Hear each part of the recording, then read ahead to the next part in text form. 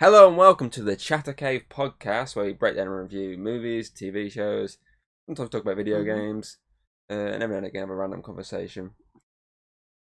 Or quizzes, because that's a hint at what's coming soon. Anyway, I'm your host, Thomas Hughes. I'm joined by the lovely Hayden, aka Lickler, the midget currently. Sure. The other one's like, oh, I've got this new chair. It's a bit more confident. This heavy, gooey kitchen Dining table, room dining chair. room. Now you're on a deck chair. And now it's smaller. You just want to feel big, don't you? Maybe. But anyway, today we're going to be continuing our... Well, not just continuing, concluding our Halloween specials for the year. Yeah. I mean, we've got one more, but I mean, Halloween movie specials is probably the best way to say this. Obviously, technically speaking, it's not the end of the franchise because there is like 2, 3, 4, 5, 6. There's like 8 other movies that we haven't covered yet in this franchise. Yeah. But it's the end of the David Gordon Green part of the franchise, the H40, the 40 years later part of the franchise. Because if you haven't guessed yet, we're covering the latest release, which is Halloween Ends. Hence why you kept saying end. Literally just came out. And we literally just watched it yesterday as of recording, as of release. It, but it's only a couple of days of the week. Yep. And obviously, this is the final saga, the end of Michael versus Laurie. Fingers crossed, because it was a perfect ending. Oh yeah, definitely. Because what other franchise is definitely not called a movie like the last movie, and then somehow come back like straight after. Cough, cough, Friday the 13th. Cough, cough, Freddy's Dead: A New Nightmare. Cough, cough, every other horror franchise that has also slapped the word final chapter, or the final movie, or the big end bonanza. Final destination, the final destination. we promise you this is the final destination. That's a weird title. 5 years later. Oh, we're going to do another one. We're back. The final destination. But yeah, obviously we did Halloween Ends. And it is a good... It's different. It's a lot different to what I envisioned going into it. And honestly, obviously I think that's what's got it a lot of hate. Yeah. But walking out of it, I don't give it that hate. I mean, I haven't really hated on any of this David Gordon Green trilogy. I've liked them all, well, the 2 we've covered so far, in their own unique ways. Obviously, one being like this, obviously rebooting a franchise, going back to basics, and basically switching the cards to the other character, and then the other one being this homage to old school slashers that's just brutal, kill, kill, kill. And this kind of goes back to 2018's one, and the 78 classic. It takes a step back, and people are doing my head in. I'm going to send a message downstairs and say, shut up. There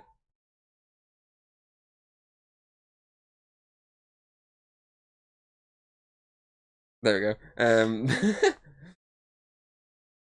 Tell the hell in a minute, shut up back. Alright, I don't give a shit. Something like that, yes. But yeah, obviously, this goes back to those ones because it's not a gore fest. It's not a bodies, like dropping constantly. It's a character driven.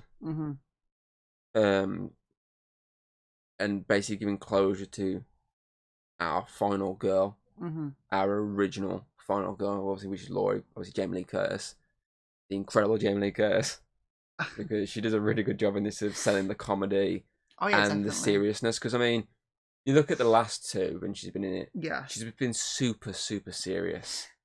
Not really crack. She doesn't really crack jokes. It's like everything.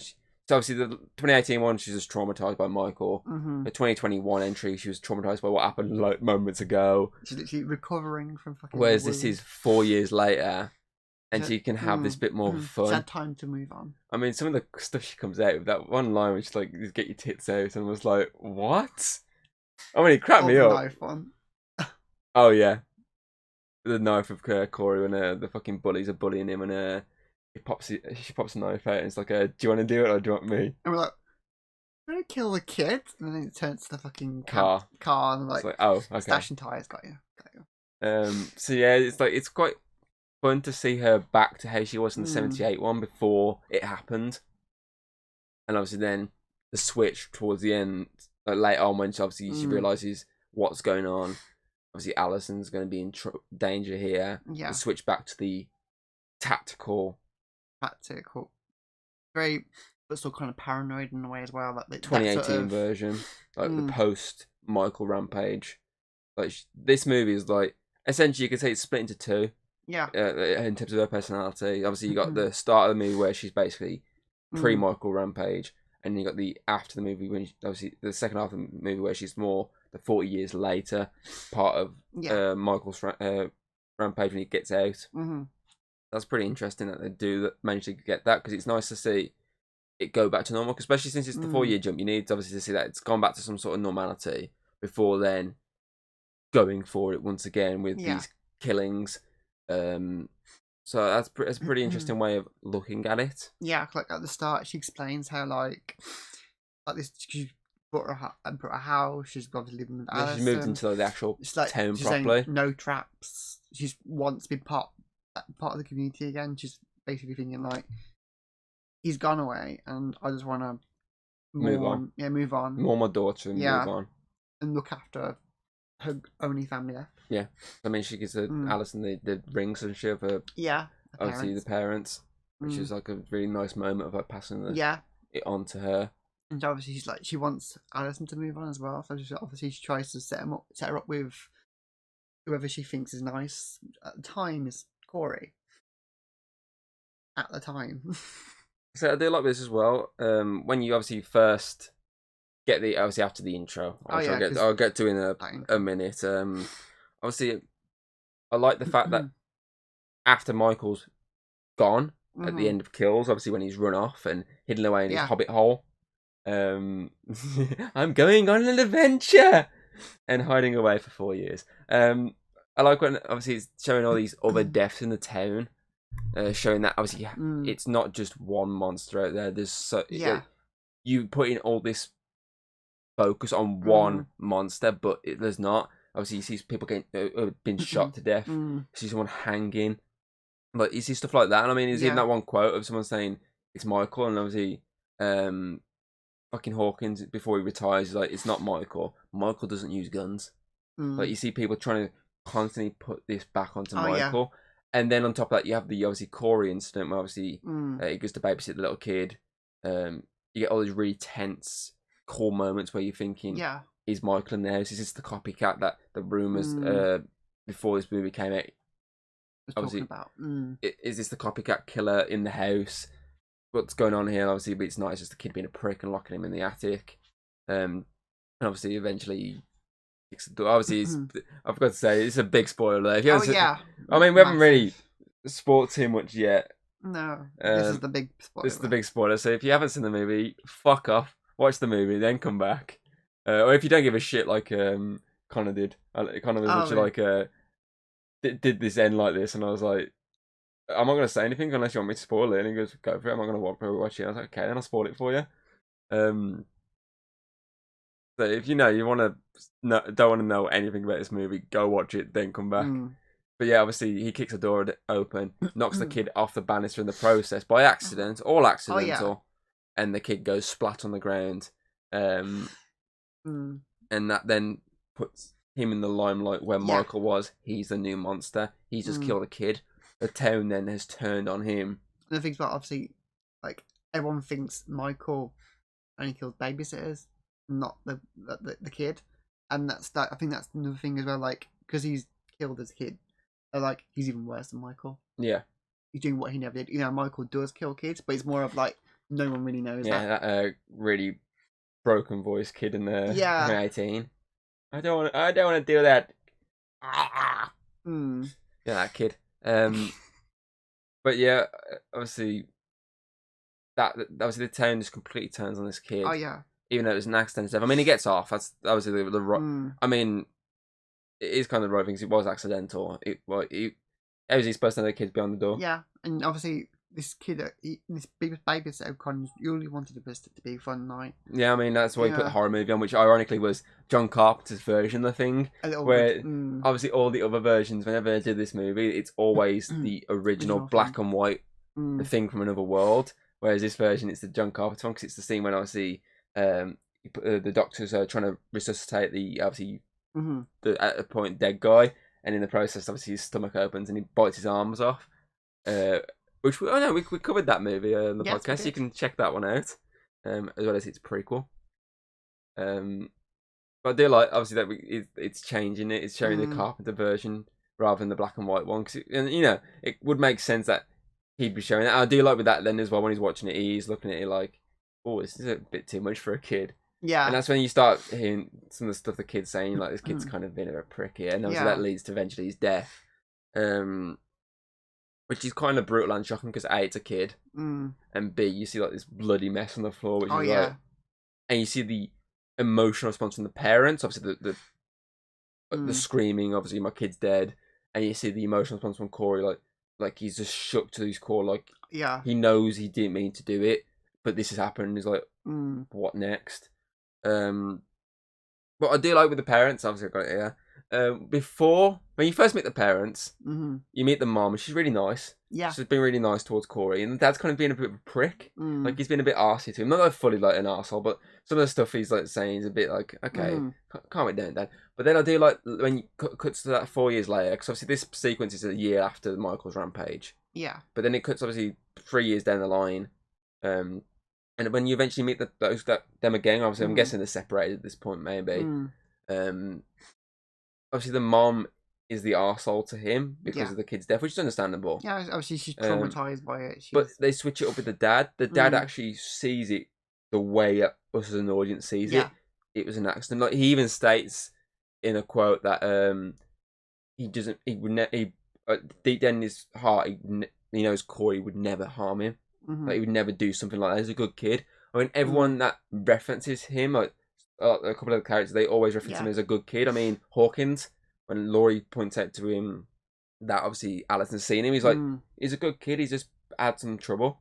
Yeah. Like, even like most people see that it was an accident, but you just got the majority that then see it as he's a murderer. Why is he out? Why is he getting off scot-free? The ones that, like, at least I think the ones that actually fully experienced Michael, they know what evil is, and so they see him as like he's not there until towards the end of the movie. Yeah. Which, I mean, that's when obviously then the dad comes in and he makes that comment of, I pulled over to basically just to speak to him. Yeah. And because he looked into my eyes and I didn't even see him in there. Yeah, wasn't the kid that I remember from all these years ago. Yeah. This is something else, which is an interesting idea they go with in this.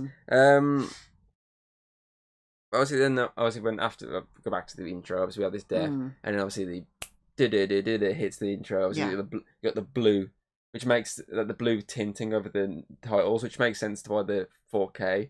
The one 4K is like a blue one, so that kind of makes sense now. Obviously, you got the sort of ends remixed version of it, because obviously each version's always slightly remixed. Obviously, the last one's kind of very satanic, whereas this one is a bit of obviously some like guitar beats to it and whatnot.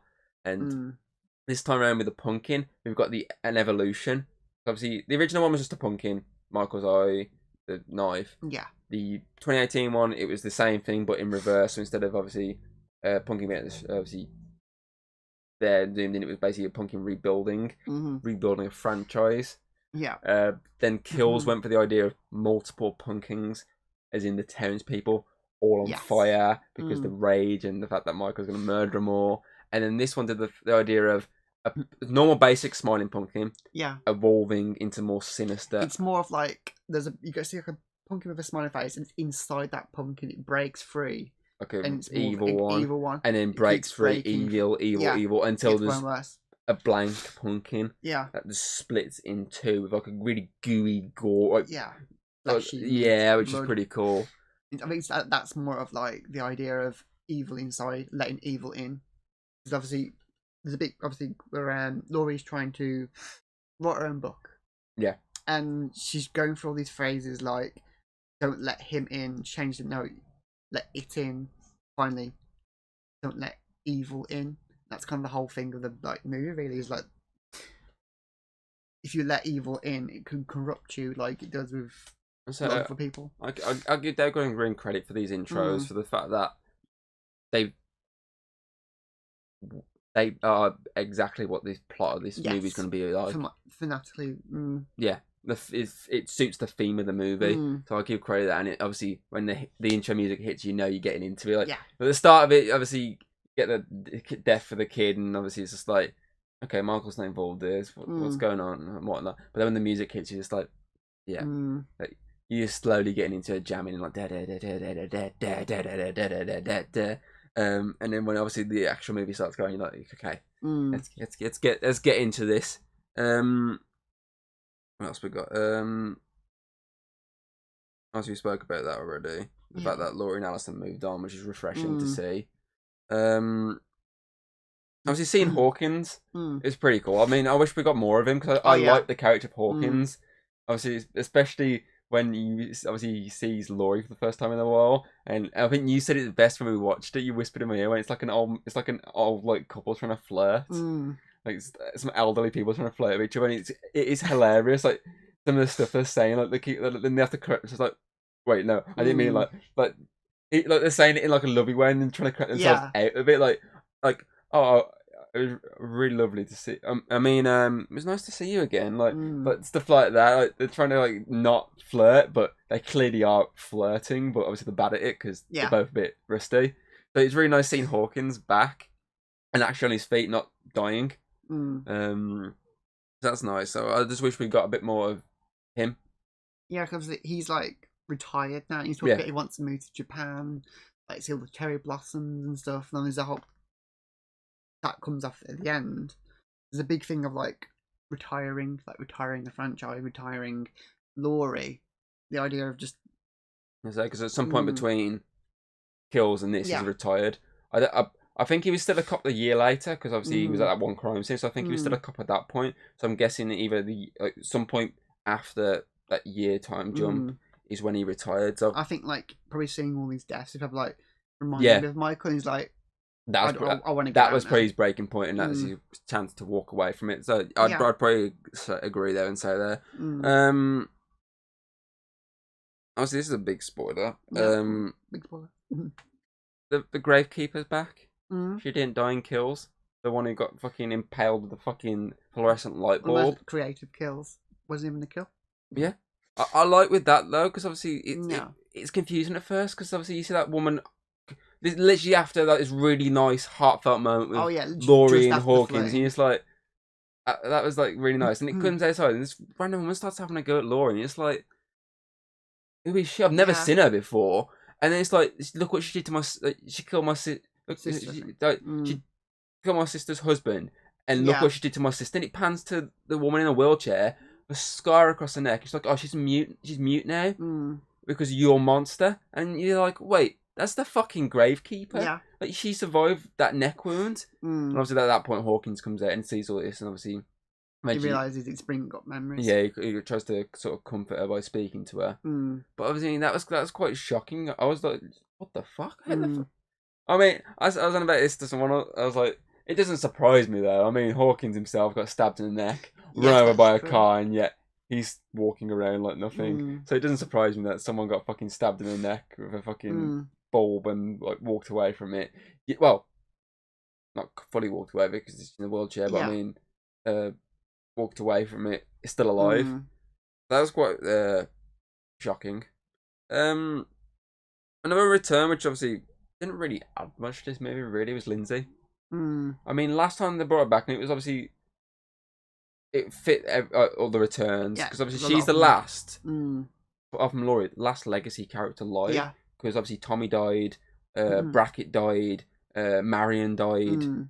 But she's the only other legacy one left. Oh, obviously Lonnie died. She's the only real legacy one left standing, and she's barely even in the movie compared to like. She wasn't in it much last time. Yeah. But at least she added something to it because obviously she was on the the park scene helping the kids. Obviously, she fought Michael before going out of the movie. Whereas this, she pops up like kind of like fortune telling. Obviously, all she really does is point Laurie to the dad. Yeah, Like she's barely really in it, which is kind of more upsetting. of like, I think she's obviously with Alison. Like there's the whole like thing of she's like staying with Laurie and like not staying like hanging around Laurie quite a few often. Like they're now friends kind of thing. Seems to be. I think It's this kind of seems like a throwaway cameo more than anything. it's more of like, oh look, we've brought her back just to have her here. Yeah, that's how I see it as well. Like it like, wasn't like any filling the world basically. like you could have took her out of the film and it wouldn't have affected it at all. That's exactly what was running through my mind. Yeah, I was like, it's definitely a throwaway. It's like I preferred her in Kills to in Ends. Though I said in Kills, so she was barely in it and didn't do too much. She at least felt more to the plot because obviously, as I say, she fought Michael. Like she fucking smashed him around the back of the head with a bag of bricks. Yeah, like when you see her like in the party, during the pub, and obviously around like Laura's house. It's like there's little moments where because this is more like a family drama. It's more family drama than anything this movie is. It's something different. That's why I think I kind of like it.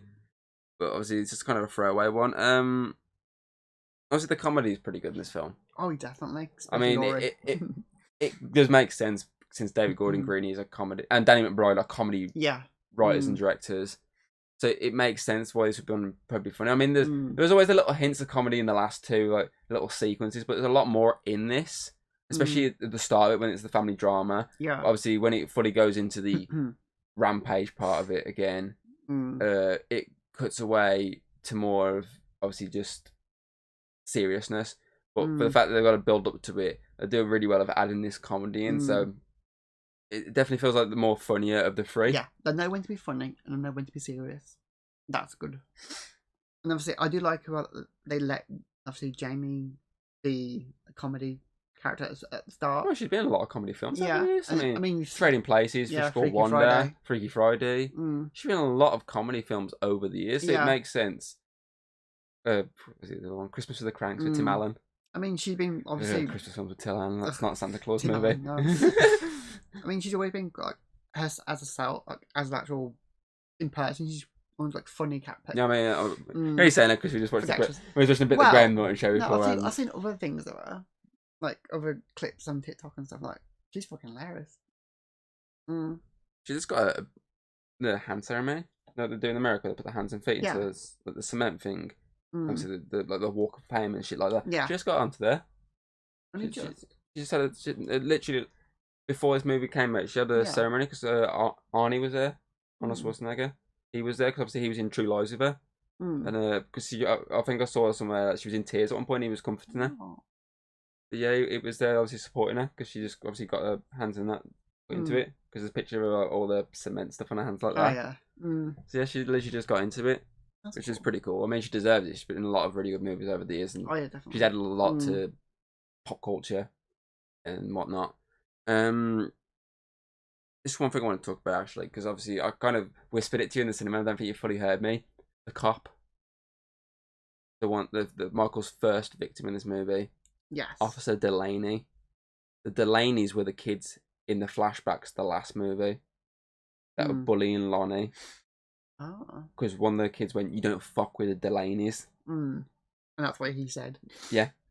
I'm guessing he was one of those kids. Most likely. He was either one of those kids, or he's basically just like a... Related. Because obviously, is it one of the kids? He's either the one that wasn't shown, the younger kid, or he's obviously, as you say, he's just part of that family. I don't think he probably would be one of them, because obviously if Alison went out with him, because obviously there's a relationship between them two. At some point. It wouldn't. I don't think it would make sense. It'd be like her dating her ex-boyfriend's fucking dad. I'd say he's easily in his 30s. So he's probably either the youngest brother, or he's not one that wasn't actually there. Yeah, most likely he could have been born after. Yeah. Yeah. It's like maybe like he still looks like older. Yeah, but it doesn't look old. But yeah, I thought it was a really good callback to Delaney's. Obviously, helps make the world feel bigger. More that was filled. Pretty cool callback that was. Obviously then if we obviously talk, we have to talk about Corey if we're going to talk about anything with this movie as well. The new psychopath, the love interest for Alison that starts nice, and then when he finally meets the Shape, as something the credits say, it snaps. But they always refer to him as the Shape. Every credit you look at, they never refer to him as Michael Myers. They always refer to him as the Shape, which is the same with Dead by Daylight. They refer to him as the Shape. Oh. It's interesting. Obviously, sometimes I do refer to him as Michael Myers, but most of the time it's referred to as the Shape, which is quite mysterious. But yeah, obviously when he gets bullied by those kids and he gets thrown off the fucking bridge, to the extent that obviously Michael drags him into his sewers, and they ends up getting him by the throat when he tries to escape, and they look into each other's eyes, and sort of evil, like a virus, passes on to it corrupts him. Corey, and corrupts him, and goes from this innocent guy who was accidentally involved in a murder, the trauma he's got, to an actual murderer, which is shown instantly when that old guy, obviously the tramp, pulls that knife on him and he turns it on him and fucking stabs him once. And you're like, okay, self-defense. Yeah. But then it's the second stab when you're like, okay, that's not self-defense. You just stabbed him again. And it's from that point, then that's the snap. I think that's the full snap. Is that death of that homeless guy? For him, I think it's more of he's trying to fight it at first. I think he's trying to fight it. But then, because you can see these moments where he's worried about it. He's like, he goes to obviously Alison, like something feels wrong. He's obviously she doesn't help though. She keeps constantly saying burn it down. She's not help. She's not helping his mental health. Yeah, which is why at first I was when she started acting, I was like, maybe she's gonna get corrupted at some point. So she definitely wasn't helping his mental health. Yeah, like she was kind of pushing him and pushing him a bit. I think she's still traumatized as well.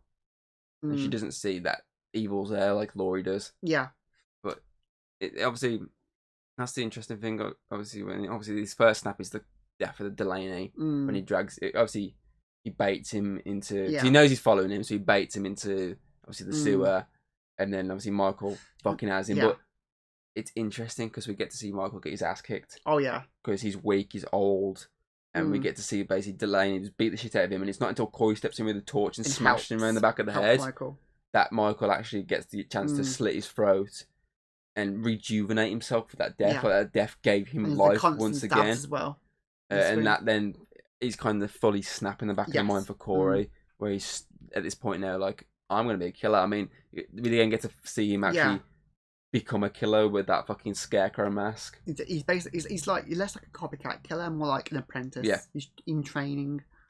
Obviously, he asked like Michael, teach me like how to kill, and I think he sees obviously when every time Michael kills, he gets stronger. I think he wants to feel strong. I'll say it's cool when we see that obviously that first like team up and taking on the doctor and the nurse. The one that it's kind of obvious that he was, the way she got the job was he was fucking her. And obviously he goes after him. He kills the doctor, which is interesting because if you watch the trailer, I think it's which trailer was it? It's either the first one or the final trailer released for this film. In that trailer with her, she flicks the light on and he's dead in the pool. He's dead in the swimming pool. Then she runs it back, makes the call, and obviously Michael comes from behind her. It follows normal. So that must have been another take on that scene. So instead of obviously that makes sense because obviously it would have spoiled that scene, the whole Corey stuff. But I wonder if that's not going to be the delete thing. Because I know the Blu-ray is going to have deleted and extended scene. So I wonder if that's going to be on there because obviously it'd be interesting to see. I'm guessing that version of it would have been just he finds him in the pool, obviously in Corey's somewhere, but it could be as well. They just shot just for the trailer. Possibly. A lot of films do that. Avengers, for example. Yeah, Hulk running with big one for that. With the fucking the group as they're about to battle in Wakanda, and that wasn't the thing because it was in the Hulkbuster. They don't want to spoil anything. So they do stuff like that. It makes sense to me. It does. Yeah, it's quite interesting to see this kill because obviously we've seen him kill in a more way that suits him, like he's trying to bag over the head and stabbing the guy that way, whereas Michael, old school classic knife. Yeah, Michael as head well. Tilt. Michael's still got that like impact, like impassionate, like what's the word? He's not really creative. Yeah, he doesn't. There's no emotion. He's creative with his body, like, placements, but he's not creative with his killings a lot of the times. Like, whereas Corey's, Corey also seems to be quite an emotional killer. He's angry. He grunts. He like yells. He fucking stabs. Like he wants him to feel pain. Like the fact he's suffocating him. Michael just and he's stabbing him at the same time, so he's causing him to choke on his own blood. Yeah, no, Michael just killing to feel stronger. He's just killing because that's what he's supposed to do. He's mindless killing, whereas obviously Corey's more like emotional. Yeah, he's targeting people that have done him harm. Yes, I mean and doing Alison harm. Because if you obviously talk about that killing spree now, that's pretty cool. Because obviously, it's the point of Jamie Lee Curtis obviously confronting him. Yes, and that's the point of when he snaps fully and he goes back to the sewer and beats the shit out of Michael. Because you see he's like, giving the fucking mask and kicks it in. He rips the mask off Michael. We see a quick fight, a quick zoomed out fight sort of thing, but obviously Michael's weaker, older, whereas Corey's younger, fitter, and obviously he takes this mask from Michael and gets out of the fucking tunnel. And I like the quote from him at that point is, "You're just an old man in a Halloween mask." Like it's just like, whoa, you kick a man when he's down. But then obviously we get to follow him as he's in the spree. Obviously he's got the boiler suit. Obviously his first spree is targeting obviously the kids that bullied him at the start, basically caused him to cut his hand open, which eventually obviously led him to Alison. Obviously the junkyard scene, which has got a really magnificent score over top of it. Obviously he taunts them by carving into their fucking vehicle like a psycho. That's what they called him. Psycho Freak. They call him Psycho and call Laurie the Freak. Yeah, and obviously she makes the comment of who's the psycho and who's the freak. And he waits for him to see him and drives away. They then chase after him, get to the junkyard. He leaves his bike in the open, so they try and fuck him around. The guy with the drumsticks goes off. Eventually, they find him with the drumstick wedged in his eye, which is a pretty cool kill. Obviously, we don't get to see it, but it's a pretty cool body placement kill. Obviously, there's the drumstick. Obviously, something that's been constant in the movie so far. Every time you see this character, he's constantly got these drumsticks. So it's pretty cool that you get to see it wedged in his eye. And obviously, then we see the fucking engine turn on like a vehicle, which is something different because we never really get to see Michael in a car. We have sometimes. We do in the first one, obviously. I mean, like in terms of like trying to go after people. Yeah. 5 is the only one I can think of. He tries to kill the kids. He tries to run down 2 kids in a car. Shit movie, so I'm not going to talk about it. But obviously, in this one, we get to see obviously him chasing after the women in the vehicle. He's chasing them down because obviously he knocks over, doesn't kill her straight away. The one woman who's actually been nice to him the entire time. So this kind of shows that he doesn't give a shit at this point. And she's stuck under this chainmail fence. Obviously, the other woman is trying to... I love it. They should just leave her. Everyone that tries to help her gets killed. So the first woman goes over, tries to help her. He fucking, like, smashes her in the face. Like, fully, like, kills her. Obviously, at that point, the uncle... Obviously, Corey's uncle, who owns the junkyard, heard it.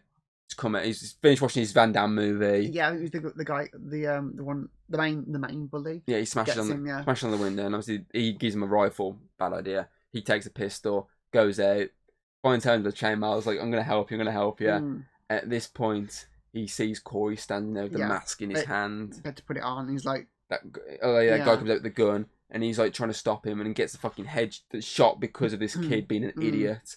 I mean, I really feel sorry for the uncle. Oh yeah, definitely. Yeah, he was such a nice character for Ray. Like see, that's one thing I read in reviews.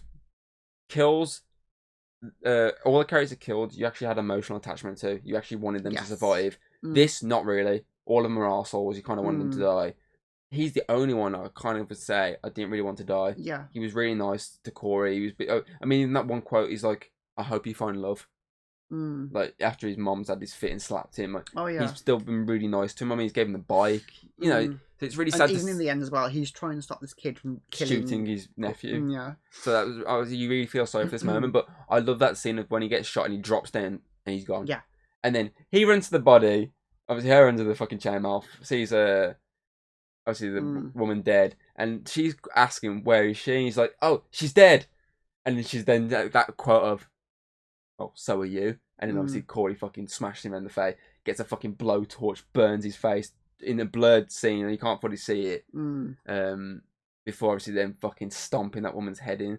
I love the shot though. It reminds me of the 2018 shot of the up shot of obviously Michael standing there, and obviously then stomping on the Doc Sartain's head. Whereas it's obviously it's less brutal than that, because it's like you see the bit of the blood in the face crushing in, but it's not like head exploding, because this is not this big hulking man. This is just like a normal sized being. And this is the original Michael. Yeah, that one was the original, whereas this is just a normal new guy. So it's not the same sort of power behind him.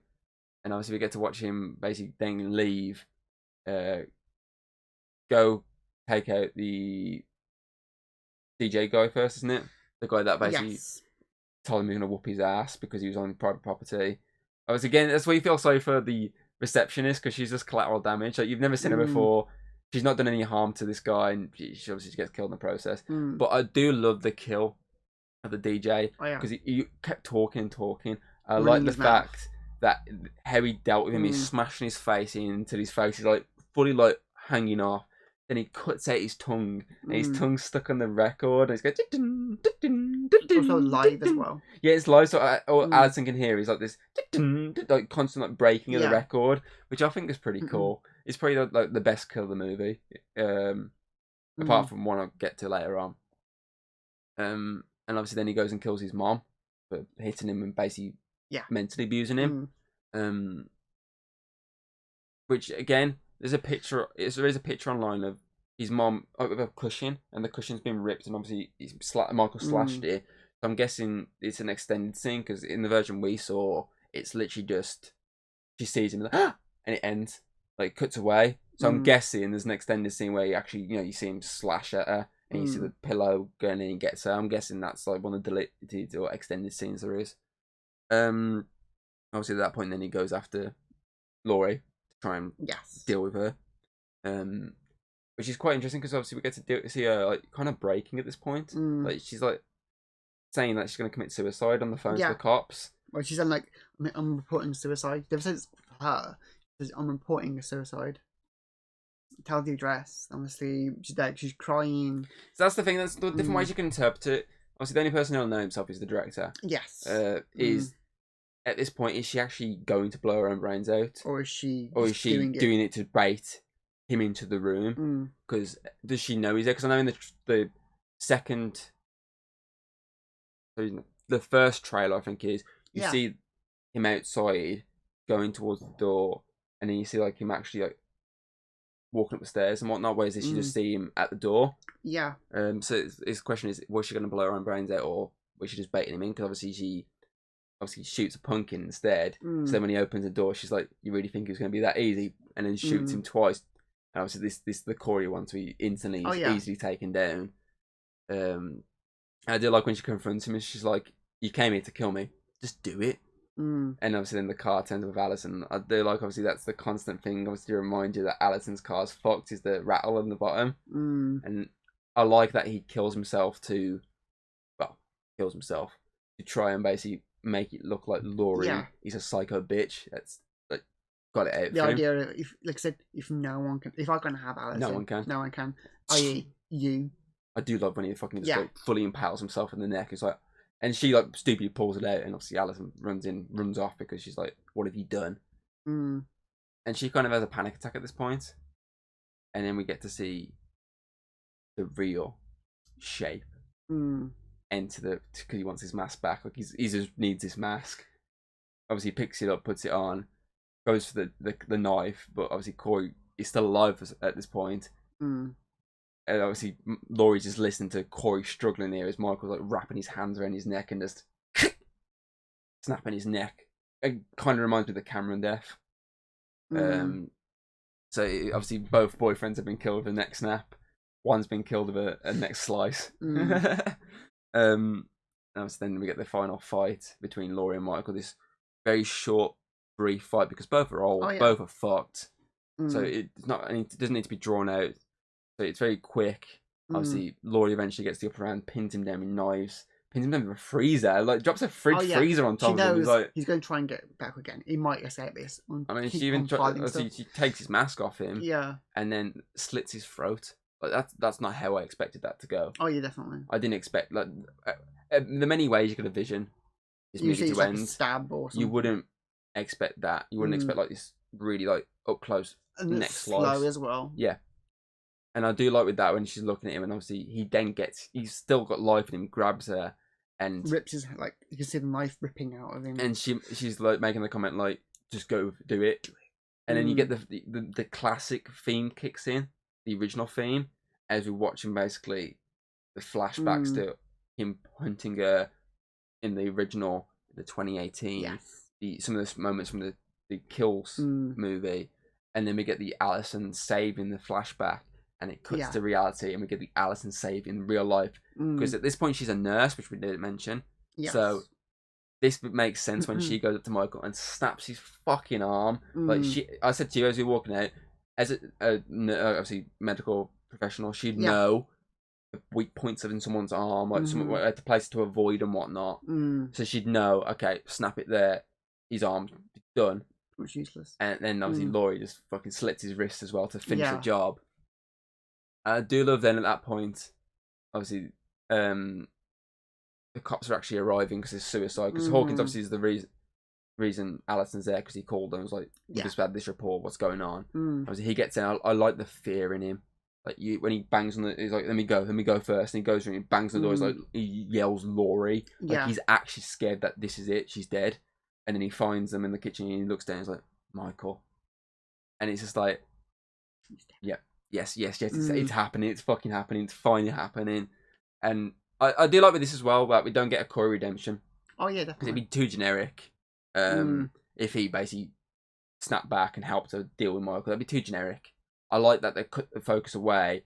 Like the original killer takes out the new killer, and it's the fight to the death between the two original stars. So I like that. But obviously, then I do like as well when they go outside, because obviously Jamie Lee Curtis's character Laurie is just like, we need to end this properly, and they tie him to the top of the car. All the cops are outside, and they're all like, no, I can't do this. This is wrong.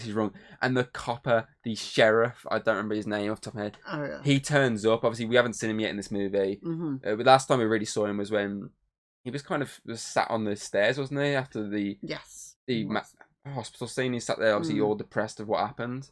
We haven't seen him since that point in Kills, and he finally turns up, gets out his car, and he walks up to him, and you see that one, literally hear that one copper go, "This is, we don't do this." And that one line, you just looked at me. I was like, that one line of, "We do tonight," and as I say, you looked at me. I was like, "Yes, get in there!" And you have that convoy of cars, everyone in Haddonfield following. Even Julian. Obviously, Julian pops up. The nurse pops up. Obviously, the gravekeeper pops up. Yeah. Obviously, Lindsay pops up. Everyone who's known and seen is popping up. Nice, alive. And obviously, the entire town as they're dragging Michael to Corey's uncle's junkyard, where at the start, earlier on, we saw the fucking that grinder thing, obviously where they throw like metal in and it crunches it, or like the compactor type thing. We saw that. It's probably got an actual name, but grinder, compactor. I think grinders are correct. Yeah. We see that early in the film to take him to that, and we watch as Laurie throws Michael into this, and we see this bloody explosion of body parts and face, like full on. He collapses into himself. Like we've seen Michael get burns. We've seen him in explosions, like decapitated, stabbed, shot. But we've never seen like a moment where you could say, okay, this could be where he's dead. Obviously, the decapitation was probably the closest we could say, yeah, he was dead. Like, there's no way you could really get around that. Apart from going, actually, it wasn't him, it was someone else. That's the only one where you can look at and go, yeah, this is him out. I know the fire in Halloween 2 when he gets burned, you could say, possibly, but I mean, they could always say, okay, he survived his burns. Whereas that one, the head slice was the closest to, this is it, game over. Oh, yeah. But obviously they retconned it afterwards. But this point here is the point you go, I don't think there's any retcon in this. Like, she's seen his face multiple times. She knows this is Michael. And we've just watched him get, as you say, collapsed on himself. Head exploding in the fucking grind. I mean, we even saw his entirety of his blood just drained out of him beforehand. That's what I mean. So you look at that and you're like, this is it. This is Michael. He's gone. He's gone. This is him out. Piecing out, motherfuckers. Like, that is like the way to go. I did not expect them to kill him like that. But I'm so happy they did, because it was so fucking brutal to watch. Oh, yeah, definitely. It was the perfect way to kill the psychopath. Yeah, and then obviously it's because obviously Laurie survived. Like, finally she's won. Yeah, because I mean, we had the happy ending there. We had literally happy ending of obviously her basically making up with Allison then leaving Haddonfield for good. Yes. Because she's been on about it a couple of times, and she's finally left Haddonfield for good. And then on top of that, we get that moment where obviously the doorbell goes at Laurie's, and you're like, the music starts going. You're like, what's going on here? And she opens the door, and you see Frank walking away. Yeah. And he's left like a little fucking basket of like vegetables. Because early on he was buying meat, and she's like, "Do you not know a vegetable?" And she throws the can, and he fails to catch it, but managed to knock it. I like to think that he was supposed to catch it, but because he basically bumbled it and managed to actually sort of knock it into the basket, like the trolley, they were like, "Yeah, fuck it, that kind of looks more realistic." Obviously, get the little call back to that. Obviously, and leaving vegetables and talking to her, and just like then she comes in, sits down, and she mentions the cherry blossoms again, going to Japan with him, and we get this really nice ending between them. We're like, oh, they're actually a couple now. It's really nice. And then it cuts into the side, and you see the Michael's mask on her table, and then it ends. I wish though it had the knife in the mask, like the head, like she like stabbed the knife for the mask, like it was impaled into it. That would have been quite cool. Obviously, we get that nice little last shot, and then it's over, and we get the end credit song of "Don't Fear the Reaper," which obviously is a callback to. I think it was Rob Zombie's one that actually used "Don't Fear the Reaper." Yeah. I don't think the original Diggs don't Fear the Reaper was there at that point, was it? I think it's like the 80s, wasn't it? Don't Fear the Reaper. I think it was literally the Rob Zombie Halloween one that used it. That is kind of a nice that they are referencing stuff to do with these other ones. Yeah, even the ones that people don't really want to talk about. Yeah, it's nice that there's little nods to them. I do like that little Easter eggs for fans to go, oh yeah, I remember it. Yeah, no.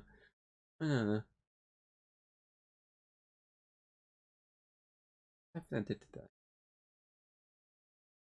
I'm trying to remember what's on the radio when they're driving. Yeah, unless it's like one of the other films, like the sequel ones. What's on the radio?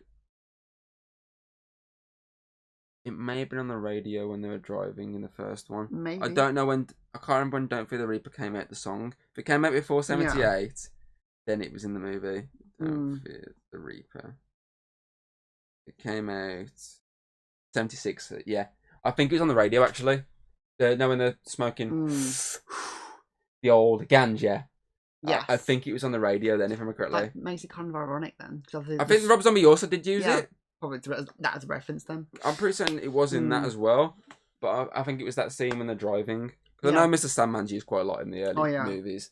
Mr. Sandman. But I think it was that scene of them driving and smoking that he was playing. It's kind of ironic though, because like obviously the very start of the film, like over like the Universal credits, it's like the fucking that DJ guy in playing rock music and stuff, and then it cuts to Home of Haddonfield's rock and roll. And then obviously the end credits is just a call back to the old radio in the first film. Yeah. Yeah. If I remember correctly. I know we watched it like the other week, but that little tiny detail is very forgetful. We have watched like multiple Halloweens since. But I'm pretty certain it was in both the original and the Rob Zombie one. So I think most likely it was in the original, and Rob Zombie would have used it because of the fact that he basically just did the same film again. Again and again. So yeah. So yeah, it was quite cool that obviously they did the callback then. If we are remembering correctly, that it was the radio it was on. It is a nice little callback to end the franchise with that song. Plus, the idea of "Don't Fear the Reaper" because they're moving on with their life. Death is behind them, no longer fearing it, pushing forward. Yeah, like it. Poetic that is. Very poetic. Very poetic from me. It's very rare you get something like that sort of quote from me. It's very rare that my mind goes to that length. Obviously on the music note as well, obviously Carpenter, his son, obviously his God's son, give us another pretty good score. There's a couple of tracks that I do like, but obviously I do prefer the Kills soundtrack because there's I love the Unkillable song, and the chase in the hospital. I love that music as well. But don't get me wrong, I love this track. The Junkyard song in this is pretty good. Obviously, the remix of the Ends theme is really. Obviously, the classic theme is really good. They bring back Laurie's theme from the original, and obviously update it. Dun dun dun dun dun, and they update it. So I do like it. I'm trying to remember the. I love all three scores in their own little way, but I think Kills is probably my favourite of the new ones. But the original is still the best. I don't think there's anything else. I've got like a massive list of notes. I can remember a specific shot. Obviously, that sticks into your head. It's the moment when she fully realizes that Corey's basically got Michael's eyes. You mean when he's beyond the bush? Yeah, he looks out the window and sees him standing by the bushes. Yeah, hiding the by same the yes. callback Michael. to the Michael in the and original. I think that's the reason why she goes out. She's like, and that's flashing back to Michael. Yeah. She goes down to have to see it, and when she sees in his eyes, I like there's another shot I like, which I'll get to in a bit. I think I've got so many notes. I think I've literally covered everything that I wanted to actually talk about. That I've kind of covered everything I want to talk about. Yeah. So a lot of cool, creative, back shots, basically. Yeah. Like the 2018 one. Yeah. Had a lot of reversed shots, callback shots. This one got a lot of callback shots. It's more of comparison between Corey and Michael. Yeah, rather than Laurie in Michael's place. There's a lot of like Corey walking. That's why that's why this movie definitely feels more of 2018 than it does Kills. Yes, it's more like a reference. Yeah. Callback, but slightly different. Yeah. Instead of Michael, it's the first 20 things. Instead of Michael, it was Laurie. And this one, instead of Michael, it's Corey. Yeah. Rhymes. Funny, hilarious. Yeah. Is there anything else you want to speak about? Or? There's like a few shots as well, because the mold on the mask. Mold, yeah. Yeah. The moldy mask. Shots where you only to get this mask. You only see the white hair, so it kind of looks like Ben Tramer's mask. One was like, Ben Tramer? Ben Tramer, what are you doing here? Vigorous flashbacks to him getting run over in Halloween 2. And the coppers is brushing it under the rug like it was nothing. Why is also on fire as well for no random reason whatsoever. Fucking cops brushing it under the rug like nothing happened. American police. Yep. Anything else there? I think. Anyway, I mean, so the mask is pretty cool, and it's the whole mold effect. He's been underground for 4 years. It so we had shows the aged version of the mask from the first one. I said age, not AIDS version of the mask. We had the burnt version of the mask from Kills because of fire, and now it's all moldy because of him being underground. So that's pretty cool. So, I was thinking about it's the burnt side. It's yeah. It's attached to that side. The normal side's like not too bad. It's more like it's. We're looking at the mask that I was wearing in the last video here because I've kind of rested on top of my Mirror's Edge statue. It's definitely that half that's all burnt. Yeah, it's kind of when he's walking that molded. Way, that's the one that looks like normal. The blonde that look like Ben Tramer. Yeah. So we rate this motherfucker. Let's rate it. Before we rate it, am I allowed to change one of our ratings we've done recently? If you want to. Because I want to change my 2018 rating. Okay. I want to put it to 9.6. Mm-hmm. So can I change it? It's our rules. Your rules. I mean, it's only an extra point. Like 0.1. So yeah, I want to change my Halloween to. I want to slap this here just real quick. I'm trying to think what the. You gave it an 8, didn't you? But they've changed the actual the average. The average, was that change it drastically? Probably not drastically, but it will change it by a few points, maybe. Or by even 8 points. So obviously, if it was 9.5 before, and obviously it was an 8 from you. Yeah. That was 8, basically 8.75, so 8.8. So if I change 9.5 to 9.6. Oh, it's exactly 8.8, so it's fine. Yeah, I think it's that's not too bad then. Okay, so thank you for letting me change it. I mean, it is my show, so I don't know why I'm asking you, but I just wanted to see if it was. I know we changed them before, but we usually change it like towards the end of the year. But I kind of want to change it now because my reasons just see in a minute. Because obviously, rating wise for this, I want to give Halloween Ends 9.6 as well out of 10 because I like each three.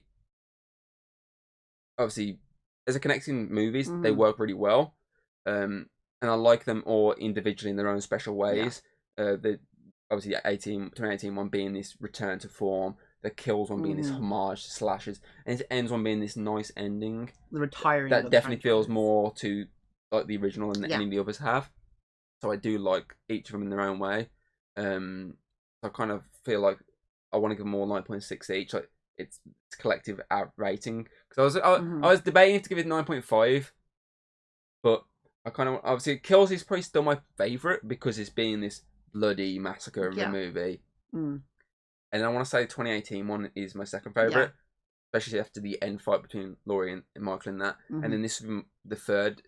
The 2, 1, 3, in my opinion, is how I'd rate this trilogy. Mm-hmm. Obviously the original would be the front, but this trilogy I'm counting, it'd be 2, 1, 3. Mm-hmm. So yeah, I want to say 9.6 as well, and have them all the same rating because I like them all. Mm-hmm. I like them all. Okay. I will say 9 out of 10. I like that you see the journey of Corey. Like, you see him from being this, like, normal, like, babysitter that's got no, literally, his whole life ahead of him, and seeing his life just go completely Is this your ruined. favourite entry in the entire franchise? I like seeing the journey, like seeing his journey, his evolution into becoming a serial killer. Whereas obviously most of the ones, it's more of the mystery, or when they completely ruin the mystery with cult shit. But I like. She's barely even seen the cult shit, and she's already slagging it off. The closest you got was Halloween 6, and you missed all the cult shit in the previous fucking movie. Yeah. But I do like how you see the evolution, and you do sort of kind of feel bad for him because, like, if he never met Michael, it wouldn't have happened. It wouldn't have happened. He would have had a normal, happy relationship with Allison. And yeah, he probably still had his trauma, but it'll be away from him. Yeah. They were talking about leaving, but obviously. Yeah. But if that never happened, you'd be fine. So there's the whole idea of you feel sorry for him, but like he's no longer him. The moment he looks at like Michael, that's when Corey starts to die, and this new killer takes over. More I get what you're saying. Passionate, emotional. That's the thing. I like how he's completely different to Michael. He's like he's inexperienced. He's trying to be like him, but failing different. He's like he emulates, but he hasn't got the same feel to it. I like that. He didn't feel like his carbon copy. Yeah. Favorite entry in the franchise? You know, I mean, the reviews on this movie would be the photo ups. I mean, it's level with Halloween Kills for the critics rating, but of the new trilogy, it's the worst rated audience wise. Yeah, because even Kills got a positive response from the audience in a sense. It got 66 on Rotten Tomatoes. Yeah, whereas this currently sits at 56, which is bad. It's in the green. It's whereas that's in the good. It's equal in terms of worst rating with the other one, but it's actually the worst rated audience-wise of the new trilogy. But I honestly don't hate it. I think I like it more because it's not like it's not generic. Yeah, and it's not as like filled with kills like obviously Kills was. Like it's not like filled with just random here's some gore so you can have your weird gore fetish off of it. Yeah, this is more. It's more character driven. There's more like emotion. In it, and I kind of like that better than just loads of gore for fun, kind of. So your ratings for this is 3, 1, 2. So we're both agreeing that 1's in the middle movie, and obviously it's just our swapping around of 2 and 3. I prefer 2 to 3, whereas you prefer 3 to 2. Okay, that's not. Yeah, it's very interesting. And obviously in that case, obviously you'd put. If you used to put all 4 into a row, where would you put the original one? Because obviously you gave the original the same rating as the 2018 one. I'd say just under this one.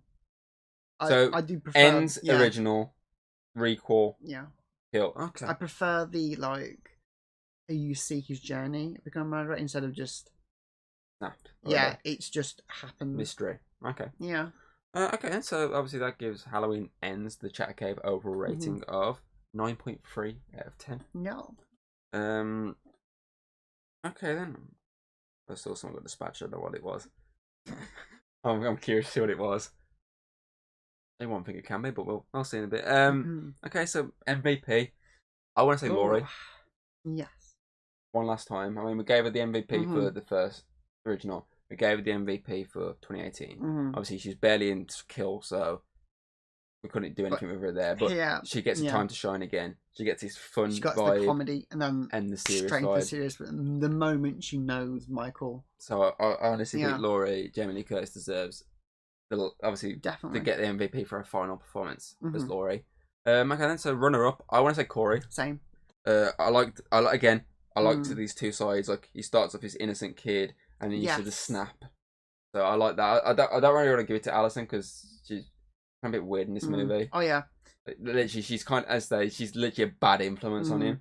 Like, someone who's gone through all this trauma, he's bad influence and causing someone to go down the same path as the person that was basically trying to kill her. I don't really like that. The one who killed her parents. Yeah, and a boyfriend. Yeah, and I do like as well that you see it's a gradual descent into like madness, not just straight away. Yeah.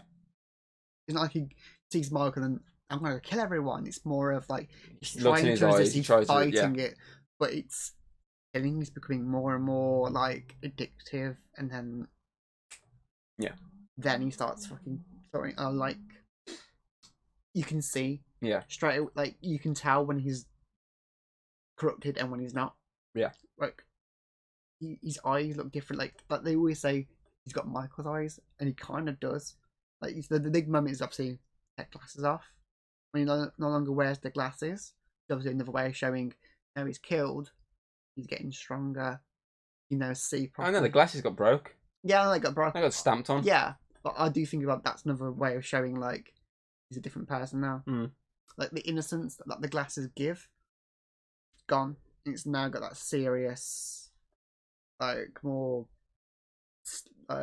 broody kind of stare that most serial killers have. Yeah, I do like. Yeah, I think he did quite good. Okay, then. Favorite moment. Obviously, there is one shot I really like, which is obviously the moment Michael meets Corey. That really shot on his face. He was like looking at him. That's really cool. But honestly, you started this quadrilogy with the birth of Michael Myers as your favourite moment. The moment where he kills his sister, and then the kid that was Michael is no longer there. The shape is born. It feels only fitting to end this quadrilogy with the death of Michael Myers as my favourite moment. Like, it was a perfect way to end. Like, it was a basic kill, slice to the neck, slice to the wrist, took out the arteries basically, and then the grind out, watching everyone follow basically the boogeyman, this town's basically nightmare, as they're basically following him to his doom, to basically send him into hell by crushing him. I feel like it's only fitting that I end it, my favourite moment being the death of Michael. I mean, again, you stole my one. That's what I was going to say as well. You're gonna slap it on there again. Genuinely, that's also what I was at. The whole idea of I like how the first one, if I remember, was the birth of him. There's the end of him. Again, you're stealing it. I should go first before you. No, because then you end up stealing mine. That's not the point. So you're gonna steal that one as well. You're gonna slap your name on that one as well. That's what I was going to say anyways.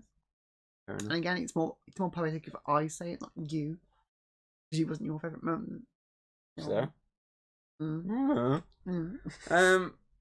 Okay. My question is, obviously this is the end of the Laurie Michael saga, possibly the end of the Halloween franchise on the 13th entry. Or at least for Michael, at least. Yeah. Okay. Would you like, obviously the end of everyone as usual, would you like to see them revisit other timelines, like the Season of the Witch timeline, the Jamie timeline before 5 and 6 happened, and basically try and give us again a legacy sequel to those, and actually like add to that story? Obviously, exact sequel to 3, obviously after the ending of that, and obviously I'd say a sequel to 4 rather than the rest of that timeline, like, and focusing on Jamie. Obviously, at that point, a new protagonist. After, obviously, she killed her mom, or stepmom, sorry. So would you like to see them revisit other timelines and other characters? Obviously, since Laurie's out. So, obviously, it would be a way of not getting rid of Michael. Obviously, the audience would still get their fixation of this mass killer, but it would also give us the chance to revisit the other timelines and fix them. Yeah. Mm-hmm. Obviously, the only one that wouldn't have Michael be if they did a sequel to Season of the Witch, since he's not in it. Yeah, but they can have him watching the film. They could also have a Michael mask, which would be pretty could cool. do. Like a little reference to it. Like how they've been having reference to Season of the Witch in both these last all 3 movies. Oh, did they have one in this? They didn't, did they? Not in this. It's just one. the only one. It's the only one that didn't have it in, is it? Yeah. First one, you saw some kids running around with the masks on. The second Yeah. one, you had those shithead kids with arm. I stole the whole damn bowl. Okay.